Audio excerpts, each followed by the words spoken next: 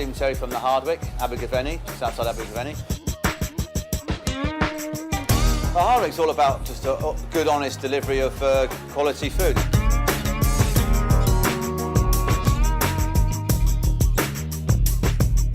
Our philosophy is based on simple produce, local where possible, which is quite a lot. I mean, all our livestock and most of our veg is local.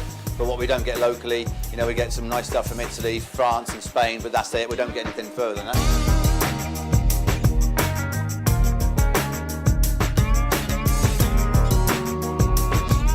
At the end of the day, it's Ronseal cooking. It does what it says on the menu.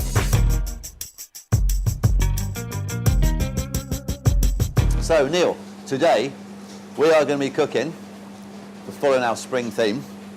We've got a rack of lamb. Just thought it'd be nice and appropriate, but it's spring lamb. We've got some fresh peas, fresh broad beans. This is white sprouting asparagus, broccoli, sprouting broccoli, from up at Timar, the organic farm behind us. Yep. Barber frati was like a marsh grass from Italy. Some breakfast radish and some asparagus, and it's the Ross and white asparagus, just started now. We've got some wild garlic, and we've got some red stalk spinach. Bit of lemon and some chicken stock just for the sauce. What I'm going to do, I'm just going to score with a knife. See, it's thicker here, the fat there, than it is there. So in recognition, I'm just going to score this here just so the heat can penetrate a little easier. So I'm just going to pop him into a pan. It's a dry pan, so he just goes in there. Yeah, it's pretty hot. You don't want it ridiculously hot because it will just start to scorch it. You want to sort of, you've got to coax the fat out of it gently. I mean, you know, so because I'm rendering the fat out and not caramelising, just getting it nice and more palatable, really, just more you want to eat it. You know? Yeah, I mean, you know, it's like any meat, you know, the flavour, most of the flavour, a lot of the flavour is in the fat. Just pass the flour up, please, Steve. Cheers. So I'm just going to lightly flour this, this risotto cake. So it is quite soft. Yeah. So is that just normal plain flour? Yeah, just plain flour. Do you season it at all? The flour? Nah. But everything else is seasoned. I mean, you know, it's like, where'd you stop doing, really? You can if it's something specifically for a reason about, you know, you want to flour something, and you want to put some paprika or something like that in there. Yeah, fair enough, don't you? Just put that back over there, please, John. So you can see that's coming out of there now, but I still want to... Some of that lamb fat, actually, we'll put some of that lamb fat in there, look. Makes sense, doesn't it, really? So I just want to pull it off to the side, so slow that down a wee bit. So that's nice and coloured. See, that's getting coloured. So I'm just going to stick him back through the oven. And that'll only take 5 minutes. Yeah, medium, yeah. I don't really do oven temperatures. I mean, it's like it's just on, you know. Okay, so I'm going to put a little bit of that lamb fat in there for the garnish.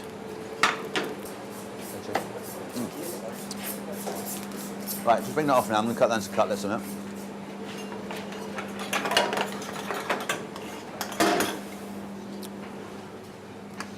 So all this here, we just need to sort of put. The peas have been blanched. Yep. Asparagus, the white sprouting broccoli, the barber frati, and that's raw, but it just takes seconds really.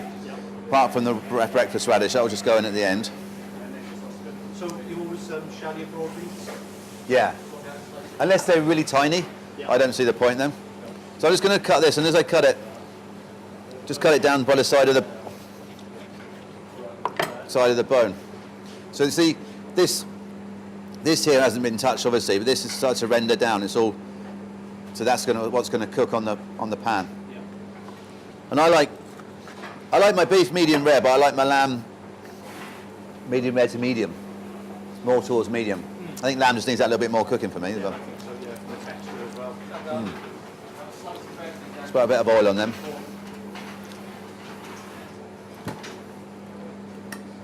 Okay, so just put those on to grill.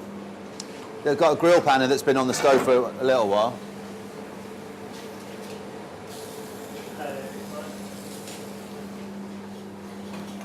You could do it in just a pan if you wanted to. Or you could roast... That's like a griddle, is it? Yeah. Or you could just do it in a... And roast as a rack. This is a cold-pressed extra virgin rapeseed oil. Yeah. Oh, right. Which I like. It's got... you taste quite nutty. Oh, it is really nutty. Yeah, really nutty. You don't get the peperiness from like it would with olive oil. No. And it's a different temperature to olive oil as well. Yeah. Isn't it?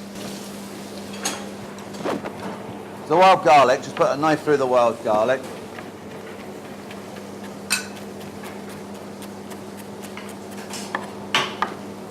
Spinach will just wilt down. Thank you.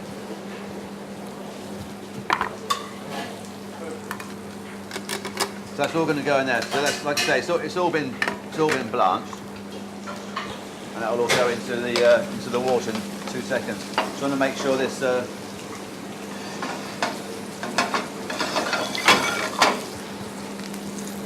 You see, occasionally with a grill pan, you'll get some.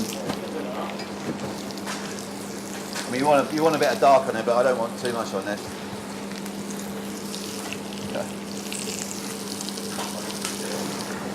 So that's something, and what I do for the other side, just to show you the difference, I'll just put it through. So for those people that wouldn't want to use a grill pan, use a flat pan as well, just so.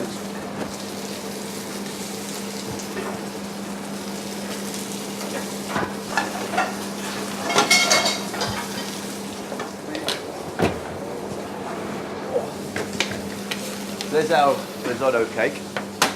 We'll get a... Chris, pass out a large main course, or not actually, it's just a wing plate. The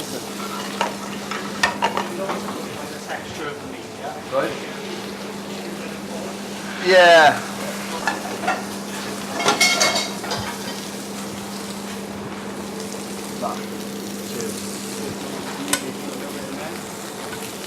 So the rest of those.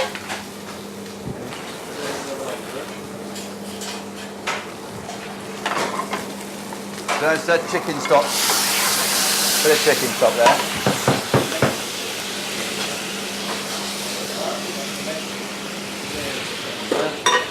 This veg, just drop into boiling water, salted boiling water.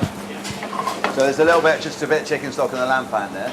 There's the wild garlic, the radish. So, go like that.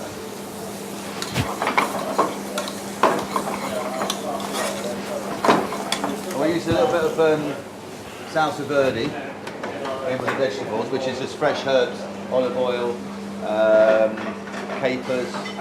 Very simple, just lots of fresh flavours, which goes very well with the vegetables. Yeah.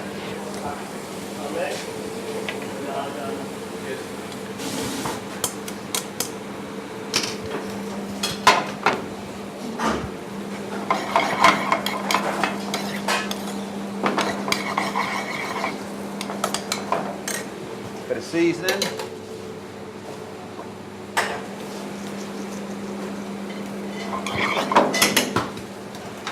Salsa verde.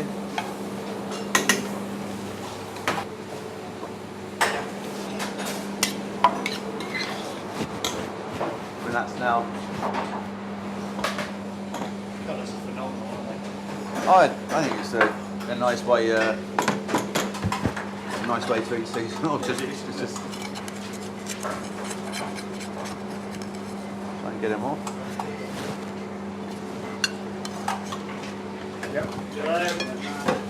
You see all that, and that's just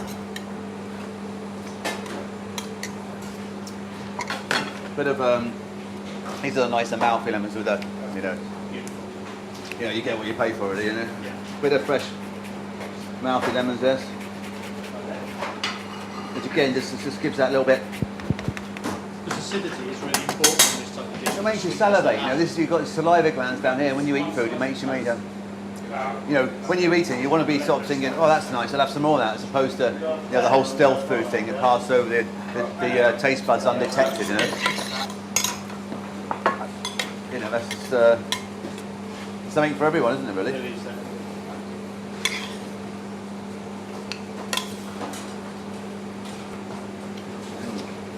I love it.